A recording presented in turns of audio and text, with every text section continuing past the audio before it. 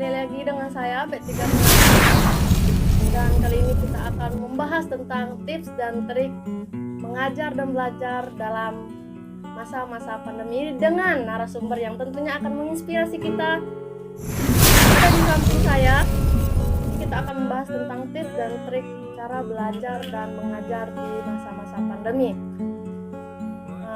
Kak, biasanya saya panggil kakak ya. Jadi kak, terima kasih telah memberikan kami waktu untuk konten kali ini. Nah, sebelum kita lanjut lagi kak, mari kita ngopi dulu kak. Ayo.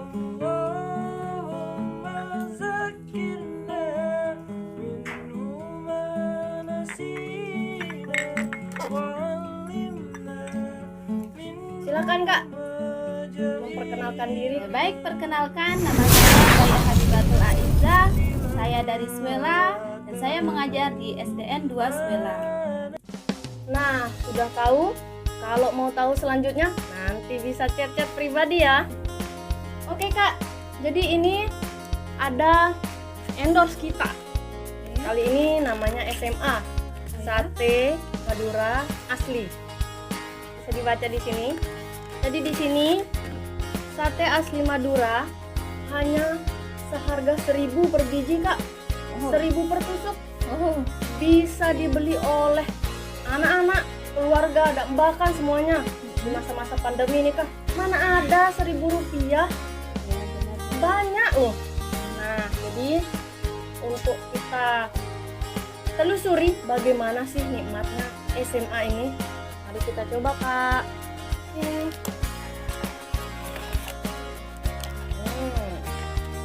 sini bisa COD juga loh kak. Ya, Ya, bisa COD. Alamatnya di mana? Alamatnya di Selaparang, tepatnya di Selaparang Timur. Bisa COD langsung ada di sini. Oh, sudah ada nomornya. Iya, ya? sudah ada. Di sini juga ada varian rasanya kak. Ada sate ayam, sate sapi, sate kambing. Kalau yang ini sate Iya, apa? ini sate ayam kak.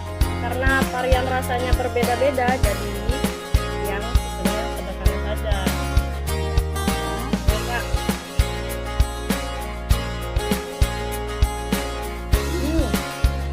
Salad kan? Benar-benar empuk ya. Iya. Bisa dikukus pedas dan juga ada lontongnya kak. Oh ya? Nah, lontongnya besar. Bisa dicampur juga kak. Kebetulan lagi lapar sekali. Iya kak, worth it sekali loh.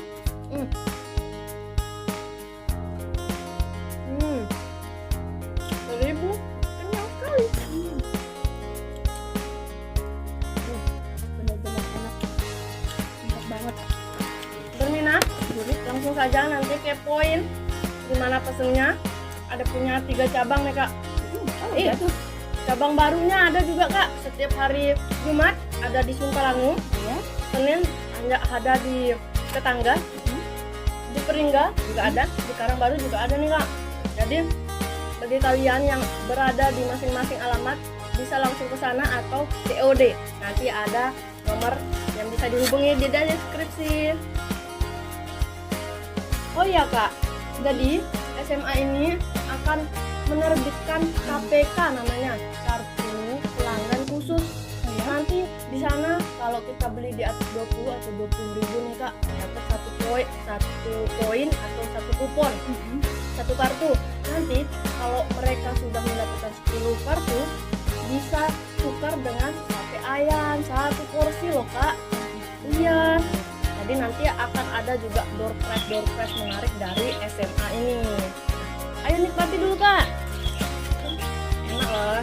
Nambah lagi.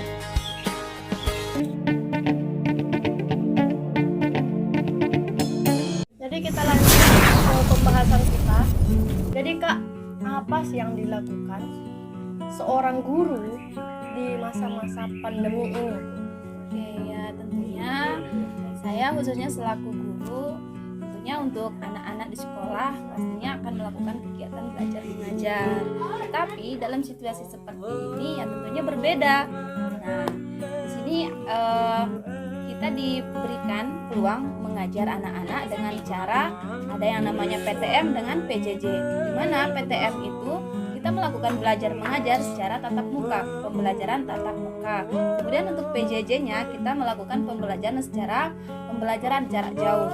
Nah, di pembelajaran jarak jauh inilah kita mestinya harus aktif berperan, karena di mana anak-anak itu tidak boleh melaksanakan pembelajaran di sekolah. Nah, tetapi karena kondisi dari anak-anak kita di sini yang tentunya masih gaptek dengan teknologi, jadinya untuk melaksanakan pembelajaran jarak jauh itu masih minim, jadi belum efektif. Jadinya untuk mengantisipasi PJJ yang kita terapkan gitu, kita melakukan yang namanya guling, guru keliling. Nah, tentunya itu yang berperan aktif itu adalah gurunya. Nah, kenapa? Karena tidak mungkin kan kita menyuruh anak-anak datang ke rumah, sementara anak-anak itu kan jauh dari sebelumnya. Jadinya kita sendiri yang keliling gitu. Kita keliling ke setiap rumah, ke rumah anak-anak, berapapun anak yang ada di desa itu tetap kita ke sana.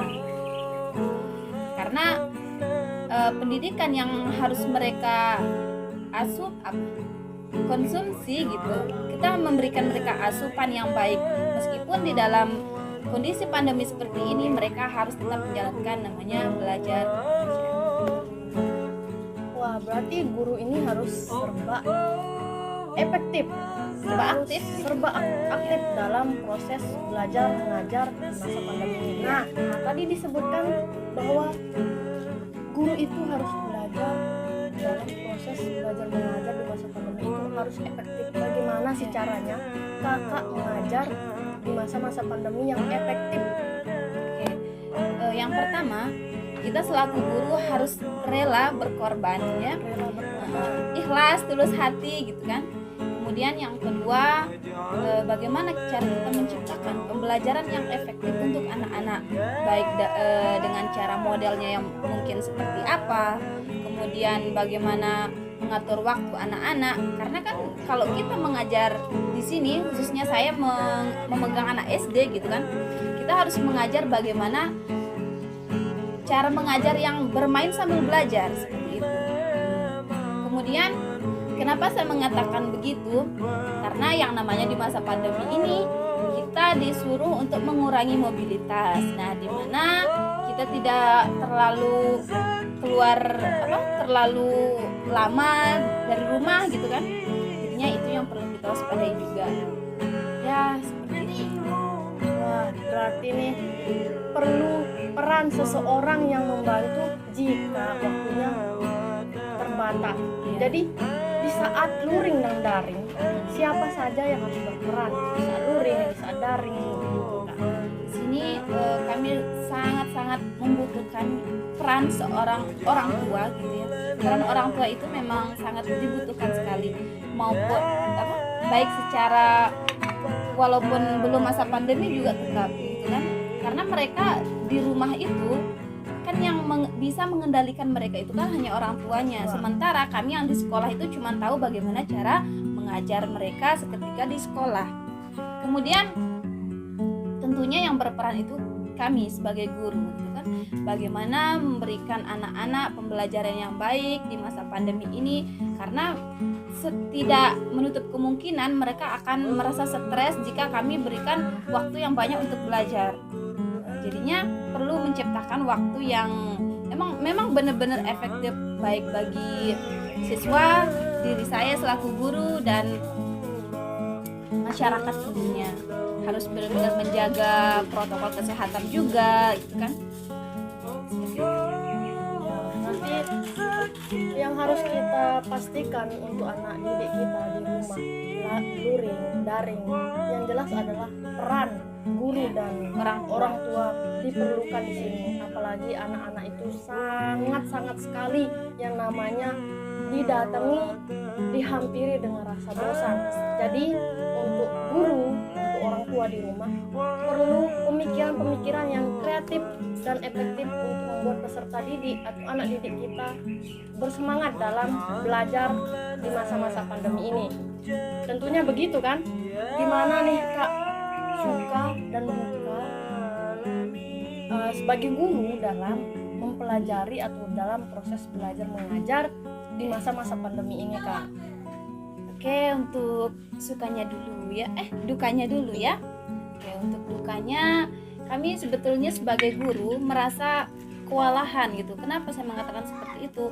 Karena untuk membagi waktu yang efektif, karena kan anak-anak itu kan beda-beda rumahnya, tidak satu tempat. Jadinya untuk mengatur waktu itu kami hampir kewalahan.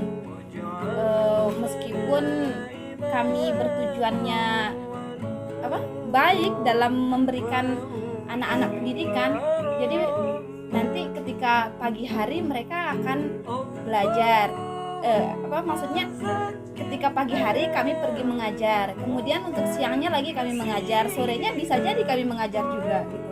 Untuk membagi waktu yang seperti itu membuat kami kewalahan seperti itu. Kemudian bagi anak-anak juga, anak-anak ketika mereka di rumah maka mereka akan tentunya banyak bermain kan? Apalagi yang namanya gadget sekarang. Nah, mereka kami perbolehkan sebetulnya memegang gadget itu, apalagi di masa pandemi ini kan sangat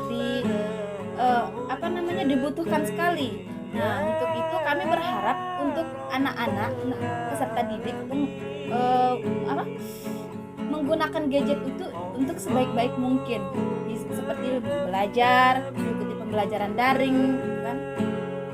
Tapi setelah kami lihat apa yang terjadi, mereka hanya bermain game dan lain sebagainya, bermain YouTube, sehingga mereka lupa waktu yang mereka butuhkan untuk belajar itu. Ketika mereka sudah pegang handphone, mereka akan terus ketagihan, tapi bukan untuk belajar. Nah, mereka akan kecanduan gitu, bermain game, nonton YouTube dan lain sebagainya.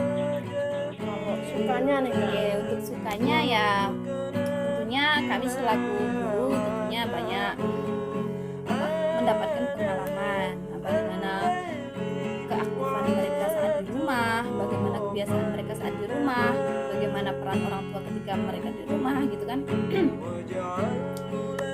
Ya itu sih yang jadi pengalaman.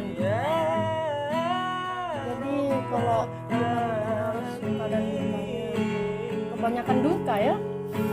Ya begitu Ya, ya. harapan kakak nih ke depannya untuk peserta didik ataupun guru yang akan mengajar, kalaupun masa-masa pandemi masih berkelanjutan di tahun berikutnya, harapan kakak sebagai seorang guru untuk peserta didik, untuk generasi kita ke depannya, masa iya karena masa-masa pandemi kita harus lemah, kita harus kurang semangat untuk menjadikan pendidikan ini sebagai brandnya Indonesia itu. Harapan saya sekarang pertama itu untuk peserta didik ya, tolong manfaatkan waktu yang sebaik-baiknya. Tidak apa-apa kita bermain sambil belajar, tidak apa-apa kita bermain dengan gadget, tapi lebih ke arah yang positif gitu.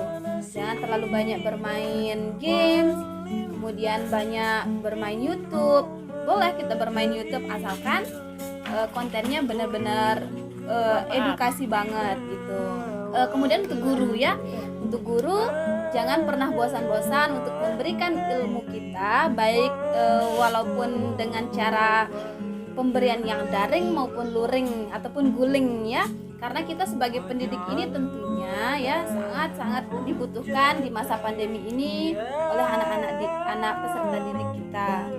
Jadi untuk di masa-masa pandemi ini, proses belajar mengajar sangat perlu perhatian dari guru dan orang tua di rumah, karena di sini sangat-sangat efektif dan kreatif itu harus ditunjukkan untuk peserta didik kita, untuk generasi kita. Walaupun sekarang kita hanya memerlukan yang namanya gadget, HP dan lain sebagainya atau teknologi lain sebagainya. Jadi di sini dampak buruk dan dampak positif dari gadget semuanya. Jadi untuk peran kita sebagai guru dan orang tua, walaupun luring dan daring, tetap kita harus kreatif, efektif untuk peserta didik kita di rumah, anak didik kita di rumah, penerus bangsa ini, agar tidak menjadikan anak-anak kita nanti sebagai anak-anak yang tidak berprestasi dalam pendidikannya, tidak berprestasi dalam akademiknya. Jadi peran orang tua dan guru sangat diperlukan di sini. Bagaimana Kak closing statementnya?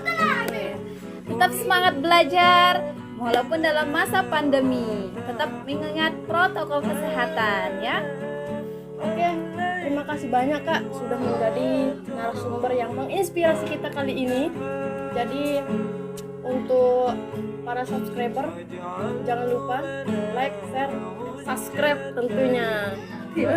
Kalau mau lebih lanjut lagi berbicara tentang cara proses belajar mengajar di rumah, tips dan triknya, bisa langsung ke Kak Habibatul Aziza dan channel YouTube-nya. Silakan. Oke, di channel YouTube saya di sana memperkenalkan bagaimana proses pembelajaran yang menggunakan model-model pembelajaran. Untuk itu saya harap para subscriber nantinya mencari di kolom YouTube saya Baik Habibatul Aziza. Sekian. Baiklah, kali ini kita akhiri saja acara ngopi bareng, duduk santai bareng dengan mengucapkan hamdalah. Terima kasih Kak. Sukses selalu nih. Siap.